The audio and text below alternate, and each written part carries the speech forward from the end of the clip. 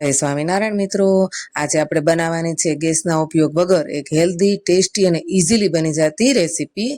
તો મિત્રો, આજે આપણે ખાખરા પીઝા બનાવવાના છીએ, જે ગેસના ઉપયોગ વગર બને છે અને એકદમ ટેસ્ટી બને છે. દેશમાં યુદ્ધ ચાલી રહ્યું છે, ગેસના ભાવ વધી રહ્યા છે, તો વગર ગેસના ઉપયોગે કંઈ અલગ અલગ રેસીપી બનાવી અને આપણે ટ્રાય કરીએ, જેથી કરીને સરકારને પણ ફાયદો થાય અને દેશને પણ ફાયદો થાય. તો ચાલો ફટાફટ બનાવી લઈએ ગેસના ઉપયોગ વગર ખાખરા પીઝાની રેસીપી. તો મિત્રો, અહીંયા તેની માટે પહેલાં આપણે ગ્રીન ચટણી બનાવવાની છે, જેમાં આપણે આદુ, મરચી, ધાણા, ફુદીનો, ખાંડ, મીઠું, લીંબુ થોડાક બરફના ટુકડા એડ કરી અને સરસ એવી પીસી લેવાની છે. એકદમ ગ્રીન ચટણી બને છે. બરફના ટુકડા એડ કરશો ને એટલે એનો કલર ખૂબ જ સારો એવો ગ્રીન આવશે. તમે જોઈ શકો છો, સરસ એવી આપણી ચટણી ગ્રીન પીસાઈને તૈયાર થઈ ગઈ છે. હવે આમાં આપણે બાફેલા બટેકા એડ કરવાના છે. મિત્રો, મેં તો અહીંયા સાઈડમાં સાબુદાણાનો ગાંઠિયો બનાવ્યો હતો, એટલે એમાંથી 3-4 બટેકા બાફેલા પડ્યા હતા એટલે એડ કરું છું. બાકી બટેકા ઓપ્શનલ છે, તમે નહીં એડ કરો તો પણ ખાખરા પીઝા ખૂબ જ સારા એવા થશે. પણ બટેકા બાફેલા પડ્યા છે એટલે આપણે છાલ ઉતારી બટેકાના નાના નાના પીસીસ કરી ચટણીની અંદર જ એડ કરી અને તેને પીસી લેવાના છે, જેથી કરીને ચટણી થોડી ઘાટી થઈ જશે.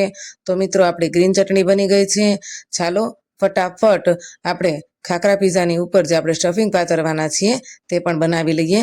તો તેની માટે અહીંયા આપણે કોબીને સરસ એવી પતલી પતલી ખમણી લેવાની છે. મિત્રો, કોબી ખમણવાની છે એટલે આપણે જે વેફર પાડવાનું મશીન આવે ને તેનાથી પતલી પતલી સ્લાઇસ કરવાની છે, ખમણીથી નથી ખમણવાની, નહીં તો એકદમ ચૂંદો થઈ જશે. આપણે લાંબી લાંબી એકદમ પતલી પતલી સ્લાઇસ કોબીની કરવાની છે, જે વેફર પાડવાના મશીનથી ખૂબ જ સારી એવી થશે. તેની અંદર આપણે ઝીણા ઝીણા ધાણા સમારીને એડ કરશું. મિત્રો, જો તમે કાંદા લસણ ખાતા હો તો આમાં કાંદા એડ કરી શકો છો અને લીલું લસણ પણ એડ કરી શકો છો, પણ અત્યારે આપણે કાંદા લસણ નથી ખાતા એટલે આ બંને વસ્તુ સ્કીપ કરી છે. લીલા ધાણા ઝીણા ઝીણા ચોપ કરીને એડ કરશું. ત્યાર પછી ખારી સિંગના દાણાને ફૂતરા ઉછેડી અને એડ કરવાના છે અને ફાડા કરી દઈશું આપણે ખારી સિંગના દાણાના. મિત્રો, એકદમ ટેસ્ટી લાગે છે. તો દાણા થોડા વધુ એડ કરવાના છે. અહીંયા આપણે 1/4 કિલો જેટલી કોબી લીધી છે અને 1 મુઠ્ઠી જેટલા 1 વાટકી સમારેલા ધાણા એડ કર્યા છે અને 250 ગ્રામ જેટલી સિંગને ફોતરા ઉછેડીને એડ કરી છે, ખારી સિંગને. હવે અહીંયા તમે જોઈ શકો છો, બધી વસ્તુ સરસ એવી આપણે તૈયાર કરી લીધી છે. ઝીણી સેવ છે, સોસ છે, ગ્રીન ચટણી છે, ચાટ મસાલો છે, જે પણ આપણે ઘરે તૈયાર કર્યો છે. અહીંયા હવે આપણે ખાખરાની ઉપર તે ગ્રીન ચટણી લગાવશું. મિત્રો, કોઈ પણ ફ્લેવરના ખાખરા તમે લઈ શકો છો, પણ મસાલા ફ્લેવર અને પાણીપુરી મંચુરિયમ આ 3 ફ્લેવરના ખાખરા ઉપર આપણે જે આવી રીતે સ્ટફિંગ કરશું અને ખાખરા પીઝા બનાવશું તો તેનો ટેસ્ટ ખૂબ જ સારો એવો આવશે.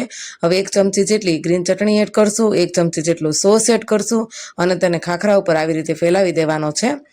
હવે તેની ઉપર તૈયાર કરેલું કોબી, ધાણા અને જે ખારી સિંગના દાણાનું આપણે સ્ટફિંગ તૈયાર કર્યું છે તે પાથરશું અને તેની ઉપર આપણે ચાટ મસાલો છાંટવાનો છે. મિત્રો, જે પ્રમાણે તમને થોડું ચટપટું ભાવતું હોય તે પ્રમાણે તમે ચાટ મસાલો છાંટી શકો છો. ત્યાર પછી આપણે તેની ઉપર ઝીણી સેવ એડ કરશું.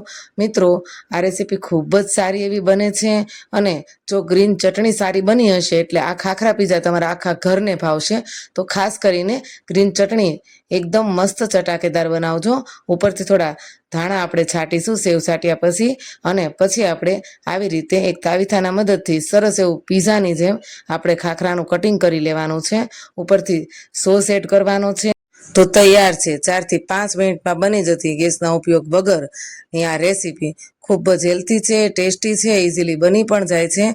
અને આ મિત્રો, ખાખરા આપણે બહારથી લાવ્યા હતા એટલે આમાં કાંઈ ગેસના ઉપયોગની તો જરૂર હતી નહીં. તો છે ને, એકદમ ગેસના ઉપયોગ કર્યા વગર બનતી એક ટેસ્ટી, હેલ્ધી અને ઇઝીલી રેસીપી. તો મિત્રો, જો તમને મારી ખાખરા પીઝાની આ રેસીપી ગમી હોય તો આપણી યુટ્યુબ ચેનલ શ્રી હેલ્ધી ફૂડને લાઇક, શેર અને સબસ્ક્રાઈબ કરજો. અને સાથે સાથે મને કોમેન્ટ જરૂરથી કરજો કે તમને મારી આ ખાખરા પીઝાની રેસીપી કેવી લાગી. ચાલો ફટાફટ આપણે ટેસ્ટ પણ કરી લઈએ કે આપણી આ રેસીપી કેવી બની છે. તો એકદમ મોઢામાં મૂકતાની સાથે જ મજા આવી જાય અને જીભનો સ્વાદ વધારી દે ને તેવી આ રેસીપી બની છે. તમે ઘરે જરૂરથી ટ્રાય કરજો. ફરી મળીએ આવા ને આવા નવા વિડીયો અને રેસીપી સાથે. ત્યાં સુધી જય સ્વામિનારાયણ. અને અરે, આ તો રહી જ ગયું, રેસીપી પૂરી જોઈ તે માટે તમારા બધાનો ખૂબ ખૂબ આભાર. ફરી મળીએ. જય સ્વામિનારાયણ.